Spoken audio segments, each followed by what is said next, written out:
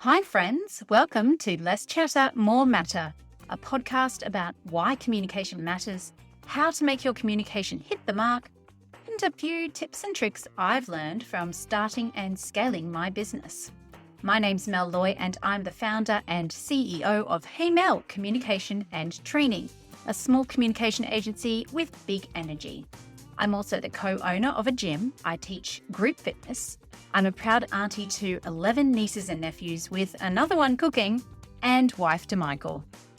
In this podcast, I'm going to share everything I've learned from more than 20 years in the communication sector, what I've learned from leading teams, and the trials and tribulations of starting and growing a business.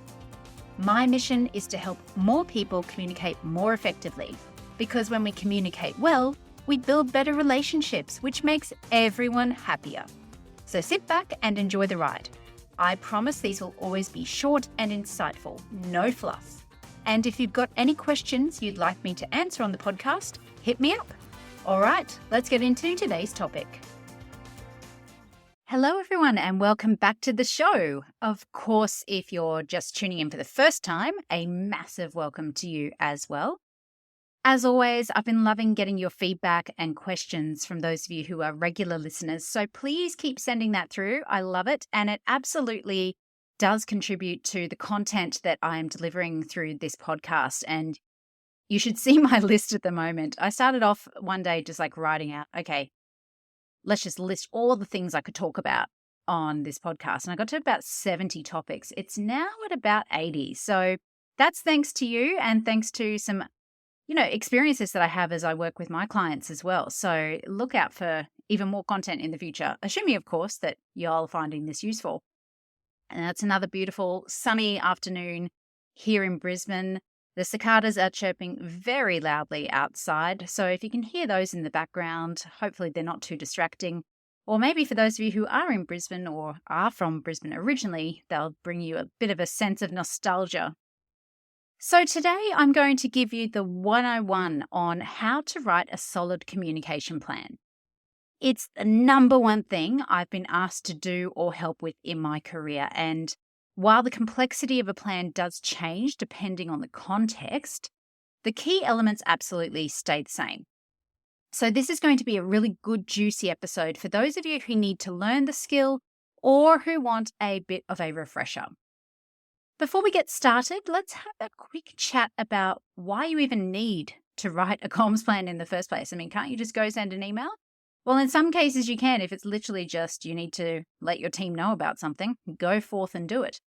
But if you are involved in a change or a new project or a campaign of some description, then you absolutely should think about writing a comms plan. So why might you need one? Well, firstly, to get clear on who you need to communicate to, how and when you'll communicate. So you might remember right back in episode 1, I shared that the top thing that every piece of communication should come down to is who. We start with who. And your plan can really help you just nut out who are your key audiences that you need to communicate to. And from there, you can understand the how and when. The comms plan also helps you understand the why you're communicating in the first place, and therefore what kind of response and what kind of resourcing you need to put into it. And as I said before, it could be for anything like supporting a campaign like Safety Week or a customer advertising campaign, or maybe it's more about a change, so like a digital transformation, a merger and acquisition, a restructure, whatever that looks like. It's really important to remember, though, that your comms plan is not your project plan. And I don't know how many times I've had to bang on about this in the past, but I'm doing it again. A good comms plan relies on a good project plan. Project plans tell us when key milestones are dropping, what the project is trying to achieve, your key stakeholders, all that sort of stuff. Honestly, I've lost count of the number of times I've been expected to write a comms plan with no project plan, or a really poor one, or my comms plan has been taken by someone in the business and presented as their project plan elsewhere. So my advice to you is always ask to see the project plan first. And when doing that, rather than taking a negative approach like, I can't write a comms plan until you write a project plan, which is just going to put people offside. Make it a more active approach, like once I've received your project plan, I'll be able to write the comms plan to support the project plan. Another thing to note, even if you get a project plan, you should still get a really good brief. So the plan will be a very, very useful piece of collateral, of course, but you need to know higher up what are people trying to achieve, why, who's involved, if there's a sense of urgency, what's driving that, where the change impacts are most likely to be felt, all those sorts of things. So 2 things to remember: always ask to see the project plan first. Remember that a good comms plan relies on a good project plan. And even if you get a project plan, you should still get a brief. So let's say you've got the brief, you've got the project plan, then it's time to write the comms plan. The first part of the plan, I always have a bit of a background. So a very brief synopsis, just a couple of sentences, maybe even some dot points of what the project is about and what the project is trying to achieve, not what the comms are trying to achieve. So what the project is trying to achieve. This just means that whoever is reviewing or approving the plan can be reminded of what the project is about and what the comms plan is supporting. So for example, you might be writing a comms plan to support a safety campaign. The objectives of the safety campaign would be ultimately to keep people safer, reduce the number of incidents, or maybe get more people to do online training, whatever that might be. So you're going to put that in there. Your comms plan objectives will help to align to those business objectives. So this is then the next part. You've written the background. The next part is then we talk about your objectives for your comms plan. Remember we talked back in episode 2 about the 3 key objectives every comms plan should have? If you haven't listened to that episode yet, do go back and listen to it. Or if you have forgotten about it, those 3 objectives are know, feel, and do. So what do we want people to know? What do we want people to do?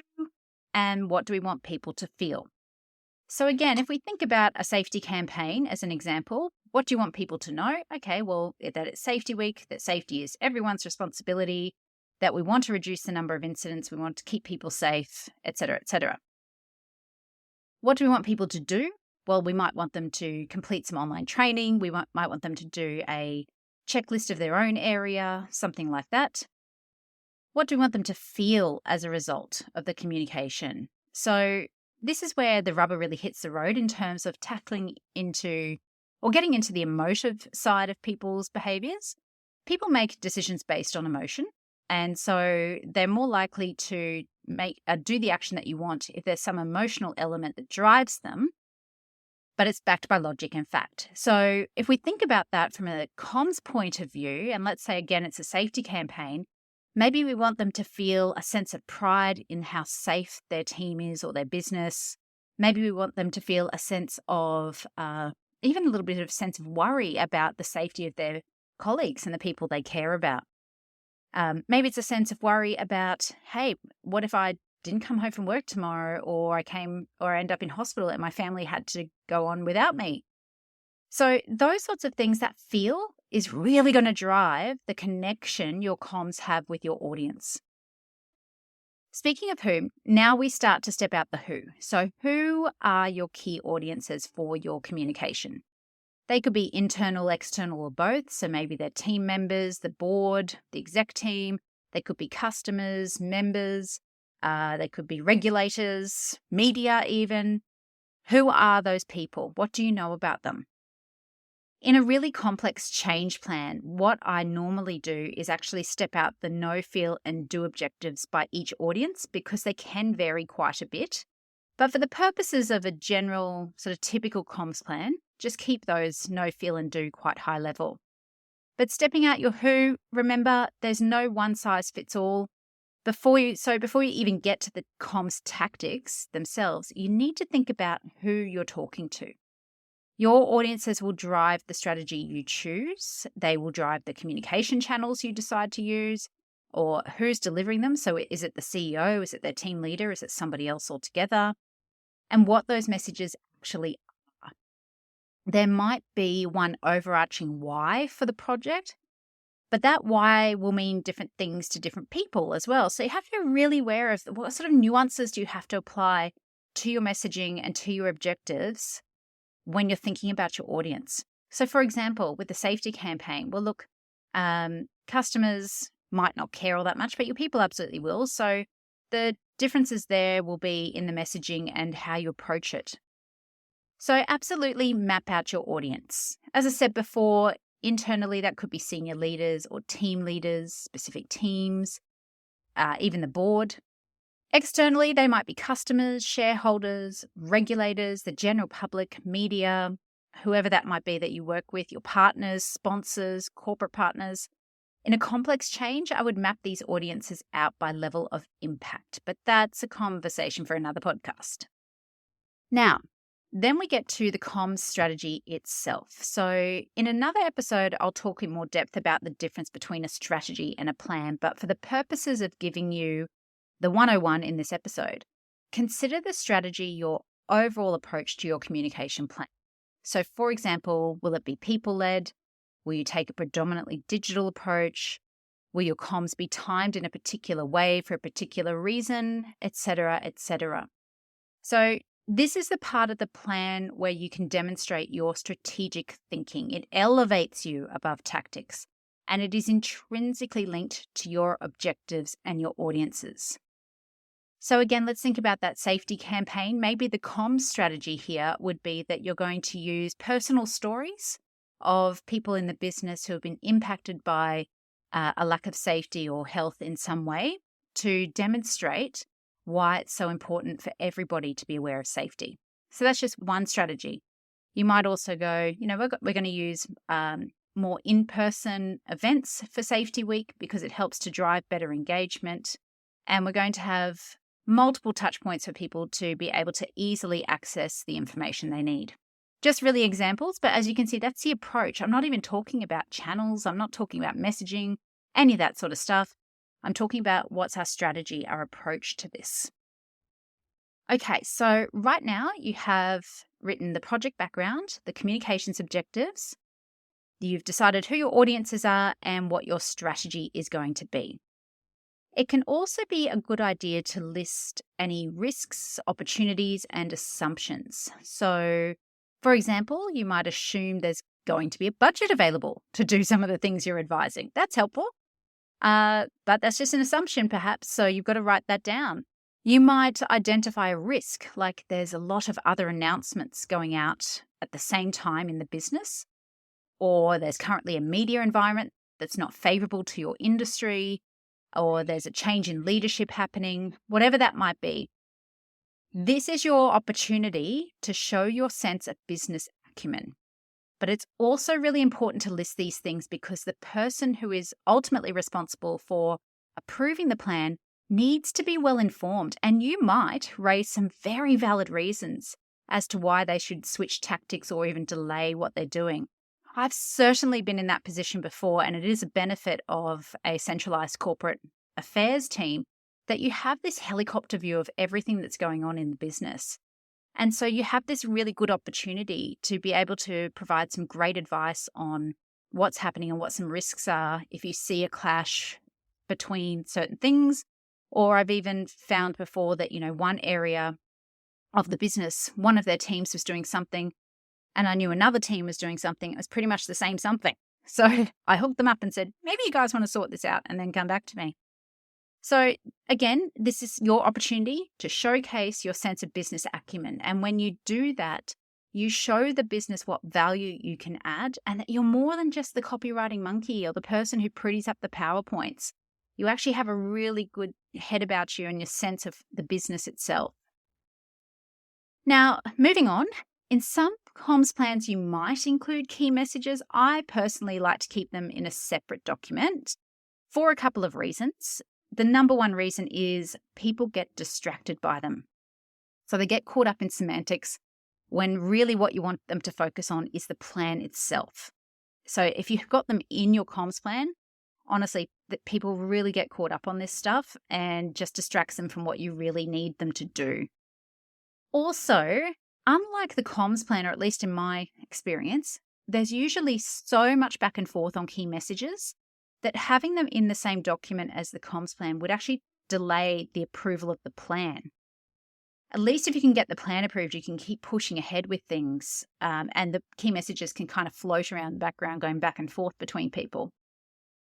Another reason, key messages should be based on your audience analysis or your understanding of the project objectives and your comms objectives. If you get any feedback on your plan that alters either the audience, the project objectives, or the comms objectives, that's going to alter your key messages. So get the plan right first. Again, though, that is up to you if you decide to have it all in one pack or keep those key messages separate. That's just my advice from my own experience. Okay, so let's do a quick recap. We've covered off project background, comms objectives, audiences, strategy, any risks, opportunities, or assumptions. The other piece I would put in here is measurement. So how are you going to measure your communications? And I would go back to episode 4, so last week's episode, for some tips on measurement to go into that. Really, again, putting them into the plan shows that you're, serious about making this work. And it does show, again, that sense of business acumen. So absolutely get some measures in your plan. Okay, so now we get to the plan itself, or what I call the communication sequence, because otherwise it's a little bit confusing. So this is where you will spell out exactly what is being communicated to who, when, by what channel, using whose voice, and what the content will be. I use a table for this, and sometimes I include another column for responsibility, so who is actually responsible for developing or delivering a particular piece of comms. And sometimes, or instead of, I will include a column for status, just to give people an idea of where that piece of comms is at. Has it been drafted? Has it been approved? Has it been sent or published? It does depend on the context. So if I'm working with a lot of people on a very complex comms plan, I usually have a status column in there just to help us track where we're at. So one of the line items in that table might be, for example, that you've got a webinar with senior leaders from the CEO at 9 a.m. on the Thursday. The next item in the sequence is an email with a video to all staff at 9:30, etc., etc., etc. It's always good to phase the sequence out. So, for example, let's say you're launching a new brand. Phase 1 might be prior to the launch of the brand, so all the comms activity you'll do before. Then phase 2 is the launch, and then phase 3 is the post-launch activities. So it helps you when you're writing it just to chunk it down and take it phase by phase, like, okay, in the lead up to the brand launch, what are we going to do? 2 weeks out, 1 week out, 1 day out. The brand launch itself, what does that look like on the morning and then, in the day that follows? And the post-launch activity, what are we doing to embed? It also helps the reviewer to navigate the sequence and the flow of communication as well, and just understand how it's all going to come together. The only other thing you might want to include in your plan, and again, this depends on the context, is a list of the collateral you'll be developing. So for example, it might be screensavers, social media content, posters, whatever. Just gives the approvers an idea of what they'll be seeing and what they might need to approve. Again, though, I would suggest a separate document with a complete design brief for these items, so they're all in one place and there's absolute clarity on what's needed. And that I found that really useful, particularly for something as complex as a brand launch where you'll have a lot of things that need to be developed. That's much more useful in a separate document. So that's the 101 on writing your fairly standard, typical communication plan. Let's just go back over those key categories or those key parts of the plan. Number 1, the project background. So the objectives of the project, not the comms. Okay. Number 2 is the comms objectives themselves. What do we want people to know, feel, and do? Number 3, the audience. Who are your key audiences, internally, externally, or both? After we've done that, we're going to get into the comms strategy, so detailing your overall approach to communication to support the project. You're then going to list any risks, opportunities, and assumptions. You'll include some measures, and then you'll get into the comms sequence itself. You may want to include key messages, but again, I've found through trial and error, a lot of trial, that keeping those separate is actually much more useful. Now, if you do need a bit more support with this, I do offer masterclasses on this topic, which we facilitate via Zoom with your team. So hit me up if you think that might be useful. And as part of those masterclasses, I'll give you templates that you can use. We'll go through them together and I can answer any questions you have, and we can even do a live example. People do find that much more useful, I think, than just being handed a template. So if that is something you're interested in, please get in touch. At the end of the day, look, I've been honing and tweaking my comms plans templates for 20 years, and I will probably continue to do so. In fact, I still do so. But this format in particular is one I found works really well for most projects or for most pieces of work. But if you've got any questions or comments, or you found things that work for you, I'd love to hear it. So please get in touch. And as always, I welcome your feedback and your questions. Thank you for tuning in. It's a pleasure to talk all things comms and help everyone develop less chatter and more matter. Tune in next week for a fresh episode. Until then, keep doing amazing things.